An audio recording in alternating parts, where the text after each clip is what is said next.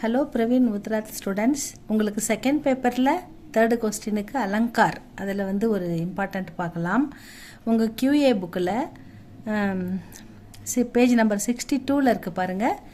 அதுதான் நம்ம பார்க்க போகிறோம். ஸ்லேஷ்னா சிலேடை அப்படின்னு அர்த்தம் தமிழில். இந்த அலங்கார் जब वाक्यों में शब्द एक ही बार प्रयुक्त हो और उसके एक से अधिक अर्थ निकलते हों तब श्लेष अलंकार होता है. अदावदु जब वाक्यों में ஒரு சென்டென்ஸில் शब्द एक ही बार ஒரு வார்த்தை ஒரு முறை பயன்படுத்தப்பட்டு एक ही बार प्रयुक्त हो ஒரு தடவை பயன்படுத்தினா ஆனால் அதுக்கு அர்த்தம் उसके एक से अधिक अर्थ அதுக்கு ஒன்றை விட அதிக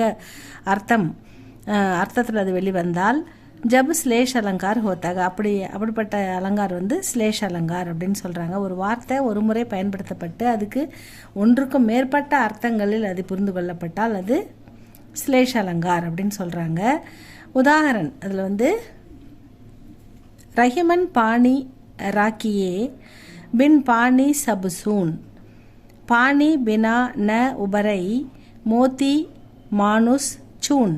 அதாவது இதில் ரஹிமன் பாணி ராக்கிய ரஹிமன் அப்படின்றது ரஹிமன் பாணி ராக்கிய அதாவது பாணின்றது இந்த இடத்துல சுயமரியாதை மரியாதையுடன் இருக்க வேண்டும், மனிதனுக்கு மரியாதை தேவை அப்படின்ற மீனிங்கில் வருது. பின் பாணி சபுசூன் ஒரு மரியாதை இல்லைன்னா அங்கே நமக்கு எல்லாமே வேஸ்ட் அப்படின்னு சொல்கிறாங்க. நமக்கு முதல்ல கௌரவமும் மான மரியாதை தான் முக்கியம் அப்படின்ற மீனிங்கில் வருது.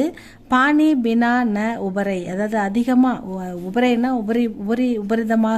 அபரிதமாக அளவுக்கு மிஞ்சிய அப்படின்ற அர்த்தத்தில் இந்த உபரைன்னு எடுத்துக்கணும். பாணி பினா ந உபரை அதாவது மோத்தி அப்படின்னா முத்து, மானுஸ் அப்படின்னா மனிதன், சூன் அப்படின்னா சுண்ணாம்பு. இது எல்லாத்துக்குமே தண்ணி தேவை. அதாவது பாணி பினா ந உபரை பாணி இல்லாமல் இது இவங்கெல்லாம் இல்லை அப்படின்ற மாதிரி மீனிங்கில் வந்திருக்கு. இதில் இதுக்கு என்ன அர்த்தம் அப்படின்னு பார்த்தோம்னா இஸ் உதாகரன்மே இந்த எக்ஸாம்பிளில் பாணி சப்தக்கே இந்த பாணி அப்படின்ற இந்த வார்த்தைக்கு தீன் அர்த்த நிகழ்த்தேக 3 அர்த்தங்கள் வெளிவருகிறது அப்படின்னு சொல்கிறாங்க. காந்தி அப்படின்னா பளபளப்பு, பியூட்டிஃபுல், அழகு, சௌந்தரிய அப்படின்ற மீனிங்கில் வரும். இங்கே முத்து பார்க்கறதுக்கு பளபளன்னு இருக்கணும். முத்துன்னா அது பளபளன்னு இப்போ அட்ராக்டிவாக இருந்தால் தான் அது முத்து. ரொம்ப டல்லாக இருந்தால் அது முத்து இல்லை, அப்படி சாதாரண மணி அப்படின்னு சொல்லுவாங்க. முத்துனா முத்துக்கு தேவையானது பல இயற்கையான பியூட்டி, அது இயற்கையான அழகு, பளபளப்பு. காந்தின்னா இந்த இடத்துல பளபளப்பு, பியூட்டி. அதே மாதிரி ஆத்மஹத்தியா, ஆத்மசம்மான் அப்படின்றது சுயமரியாதை. அவர் இன்னொன்று ஜல் அப்படின்னா தண்ணி. இந்த இடத்துல 3 விதமான அர்த்தம். ஒன்று பளபளப்பு, இன்னொன்று ஆத்ம சம்மான் அதாவது சுயமரியாதை, அடுத்தது தண்ணி இப்படின்ற 3 விதமான அர்த்தத்தில் இந்த இடத்துல அது வருது அந்த பாணிக்கு அர்த்தம் அப்படின்னு சொல்கிறாங்க. அர்த்தாத் அப்படின்னா மோத்தி முத்துக்கு காந்தி, மோத்தின்னா அதுக்கு பளபளப்பும் அட்ராக்ஷனும் அழகும் தேவை. மனுஷிய கேலியே மனிதனுக்கு ஆத்ம சம்மான் சுயமரியாதை தேவை. அவர் சூனேக்கே சுண்ணாம்புக்கு இந்த இடத்துல ஜல் கி தண்ணி ஆவசியத்தாக அவசியம் தேவை அப்படின்ற மாதிரி இந்த 2 வரிக்கான அர்த்தம் இங்கே கொடுக்கப்பட்டிருக்கிறது. சிலேடை அப்படின்றது சிலேடை மொழியில் ஒரே ஒரு வார்த்தைக்கு பலவித அர்த்தங்கள் சொல்கிறது தான் சிலேடைன்னு சொல்லுவாங்க. அதுதான் இந்தியிலையும் கொடுத்துருக்காங்க. ஸ்லேஷ்னா சிலேடை அப்படின்னு எடுத்துக்கணும்.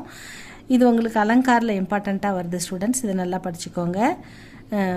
நெக்ஸ்ட் வீடியோவில் நம்ம அடுத்து இன்னும் இம்பார்ட்டண்ட்டு பார்க்கலாம். ஏன்னா 2 கேட்குறாங்க இல்லையா, நம்ம ஒன்று பார்த்துருக்கோம். இன்னொன்று உத்பிரேக்ஷா. இதுக்கு முன்னாடி நான்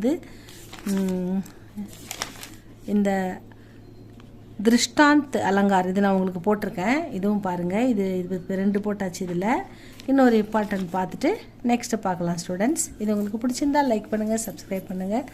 தேங்க்யூ ஃபார் வாட்சிங்.